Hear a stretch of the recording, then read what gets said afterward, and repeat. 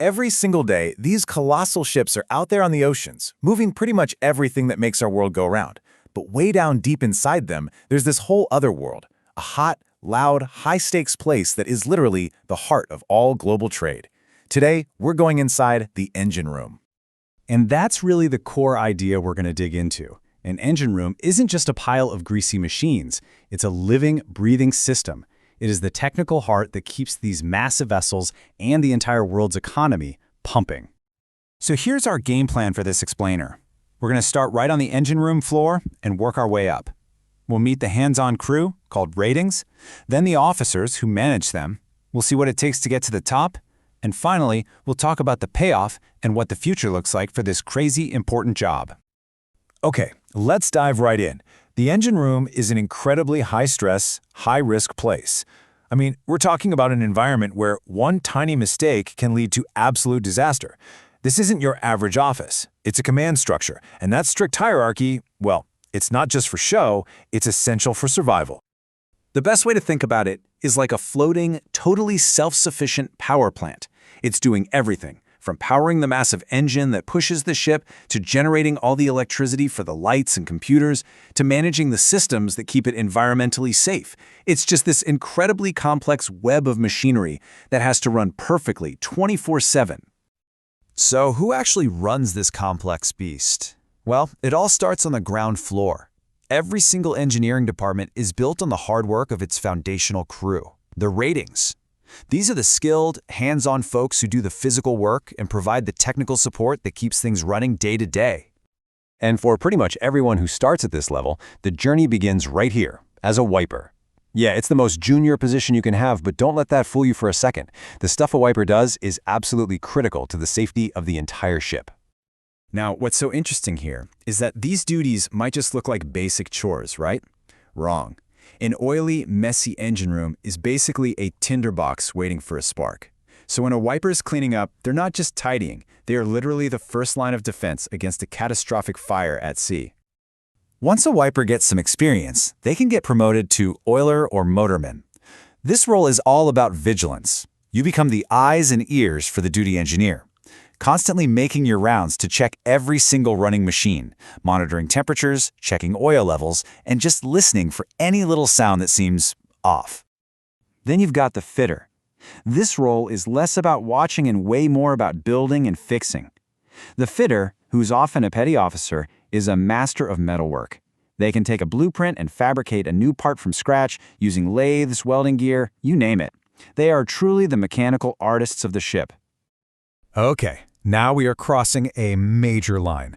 We're moving away from the ratings, the hands-on crew, and into the world of the licensed officers. These are the professional engineers who manage the whole technical operation, make the big decisions, and carry the legal responsibility for all that machinery.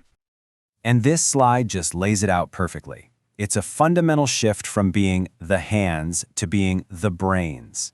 Ratings are all about the physical execution of the work, while officers are focused on the bigger picture: management, planning, and making sure everything is legally compliant. You need both, but the jobs are worlds apart. As an officer, the career ladder is crystal clear. You start as a cadet, basically a trainee, soaking it all in.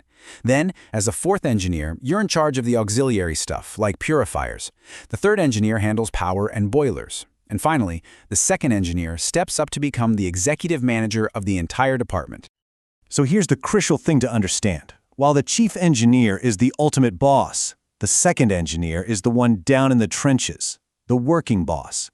They're the one executing the maintenance schedule, managing the crew, and making sure all the work actually gets done safely.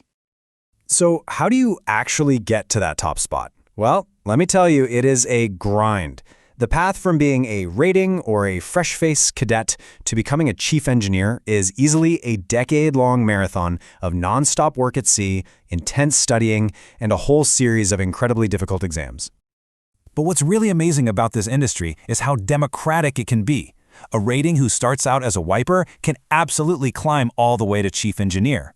It takes years of sea time and passing the exact same professional exams as someone with a university degree, which just proves that pure dedication and experience can take you to the very top. Aspiring officers also have a big choice to make: where they get their license or certificate of competency. The Indian DGS and the UK's MCA are two of the most respected in the world. People often call the UK license the global gold standard, but honestly, both paths are super rigorous and will let you work on pretty much any ship anywhere on the planet. The first huge gateway you have to pass is the MEO, Class 4 exam.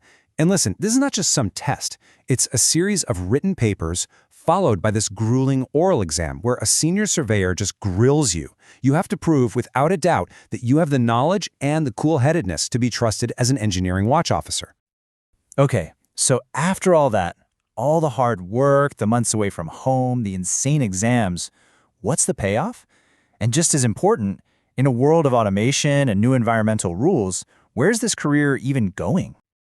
Well, the financial reward for getting to the top can be huge. A chief engineer on a really specialized ship, like a massive LNG carrier, could pull in upwards of $16,000 a month.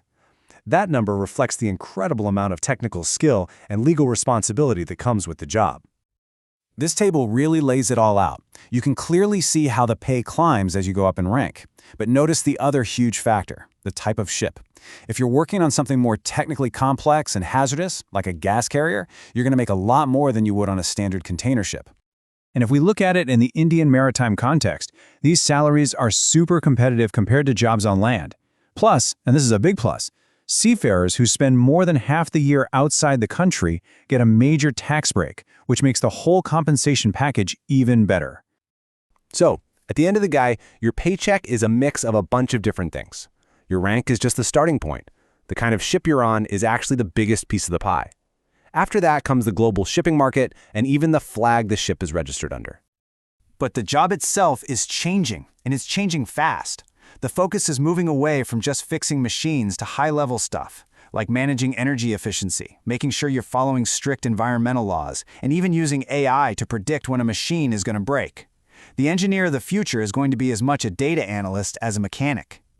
And that leaves us with one final big question. With fully unmanned machinery spaces, places that can run without anyone there becoming a reality, and with automation getting smarter every year, is the whole job about to change? Will the ship's heart, the very engine of global trade, soon need a totally new kind of engineer to keep it beating?